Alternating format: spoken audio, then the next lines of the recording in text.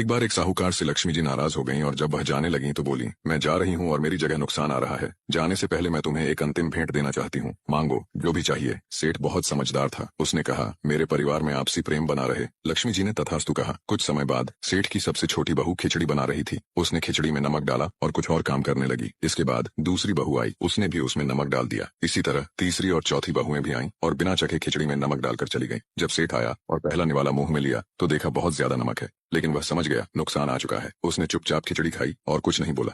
इसके बाद बड़ा बेटा आया, निवाला मुंह में लिया और पूछा, पिताजी ने खाना खा लिया? क्या कहा उन्होंने? सभी ने उत्तर दिया, हाँ खा लिया। कुछ नहीं बोले। अब लड़के ने सोचा, जब पिताजी ही कुछ नहीं बोले तो मैं भी चुपचाप खा लेता हूँ। इस प्रकार घर के अन्य सदस्य एक एक करके पहले वालों के बारे में पूछते और चुपचाप खाना खाकर चले गए। रात को नुकसान सेठ के सामने हाथ जोड़कर कहने लगा, मैं जा रहा हूँ। सेठ ने पूछा तो नुकसान ने कहा, 1 किलो नमक तो खा गए, फिर भी झगड़ा नहीं हुआ। मेरा यहाँ कोई काम नहीं। जिस घर में आपसी प्रेम हो वहाँ सदा सुख शांति होती है।